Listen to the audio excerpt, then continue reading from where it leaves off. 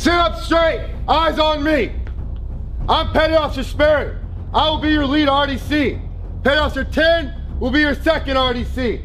Petty Officer Gonzalez will be your third RDC. Together, we have 8 weeks to transform you into United States sailors. You are no longer a civilian. Whatever you were before is now over. You are about to begin a journey that's going to make you a part of the greatest naval force the world has ever known. This training will not be easy. It wasn't meant to be. You will not be coddled nor disrespected, but you will be held to a high standard. Our job as your RDCs is to turn you into basically trained sailors. Your job as recruits is to do what you're told and give us 100% motivation. You'll all be treated the same, no matter your sex, cultural background, religion, or sexual orientation. There are no individuals in the military. We are many, but we operate as one unit. For this team to be successful, you have to work together. If you fail, the team fails. Get on your feet. Get up. Let's go. Let's go. My name is Petty Officer Sperry. I'm a recruit division commander at Recruit Training Command. All divisions start off basically the same. They're very scared. They don't know what they're supposed to expect during their 8-week training. 51. Turn your head. It's easy. Say your number. 51. 52. 53. No. As you were. Stop. Pay attention to what's Turn your head and say your number. 59. 60. 61. As you were. 63. Pay Wait attention. for the person in front of you to turn their freaking head so you can say your number and then you go after them. Do you understand? I'm Chief Petty Officer Stegall. I'm a recruit division commander here at Recruit Training Command Great Lakes. Processing days, that's where you're issued all your initial issue, DITY issue. They have their basic medical indoctrination, so they get a series of shots. So during that week, you get a lot of shots. You get kind of everything you need to continue the rest of your training. The shots were not fun. Age averages 21. See that? We got dental work done, which we just finished today. It was a long process. Everything that you do is with a purpose, and you do it to the best of your ability. We want to give them a shock, and we let them know that, you haven't even started training yet. You haven't even begun to experience exactly what we're about to subject you to. And then you start teaching them the very basics, how to stand at attention, how to salute, how to do facing movements, left face, right face, about face. Learning how to fold things, learning how to do things correctly. I gave you 15 minutes to shave and brush your teeth. We are going on 25 minutes. This is unset.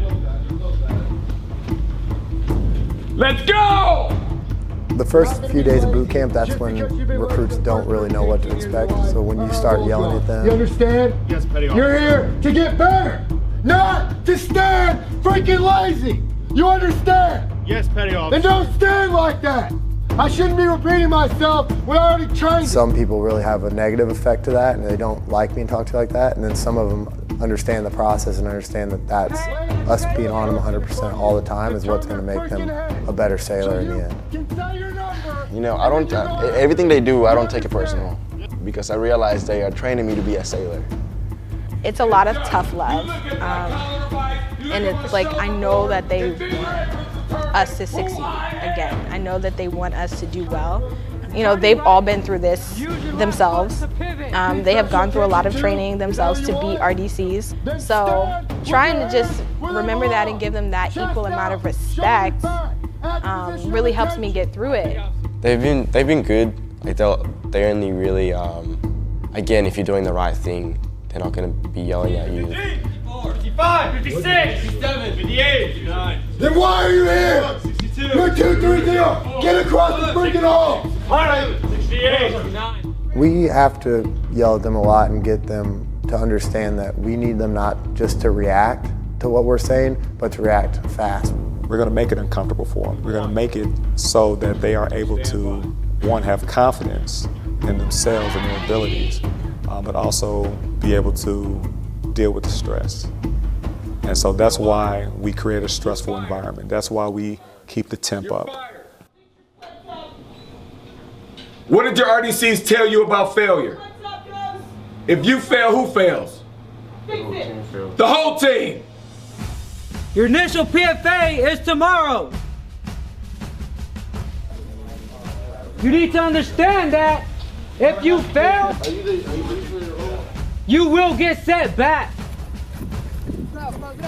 So tomorrow's going to be a reality check for the recruits. It's going to be their baseline PFA, where they're going to be required to run 1.5 miles, do a number amount of sit-ups and push-ups.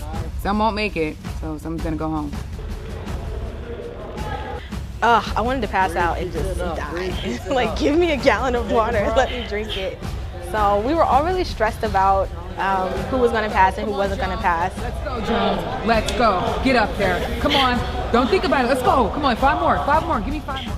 I happily that I was able to pass it. I'm glad. So hopefully I can pass the next one with a better score. With the PFA, I knew I was ready. I was ready for it before coming to boot camp, but the day before I got really sick. Still, I felt sick during the PFA, but I just pushed because I didn't want to get separated. And so that PFA baseline is just that, it's the baseline. It's not even the actual PFA standard. And if they can't meet the baseline, then they probably need to go find something else to do.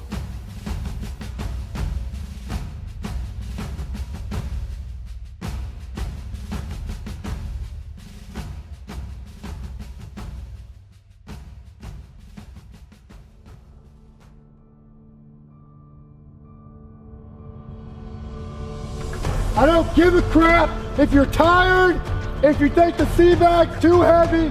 You came here to serve, so own up and do it. Week 1 of actual boot camp, they can expect to be staying up late, long hours, working at a fast pace. They're going to be expected to pass their swim qualification. They're going to be expected to march as a unit. And those are all things that we're training them from the beginning in P-Days. They're going to have to bring it together week 1 and make sure they're performing all those tasks.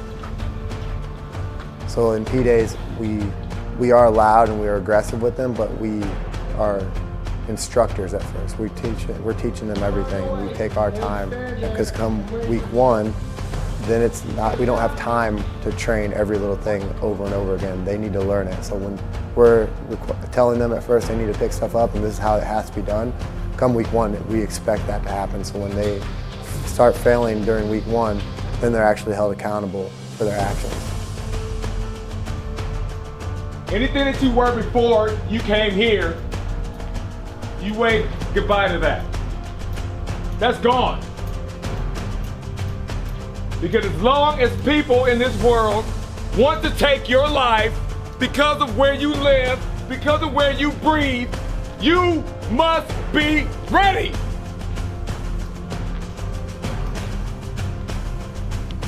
And if you're not ready, we don't need you.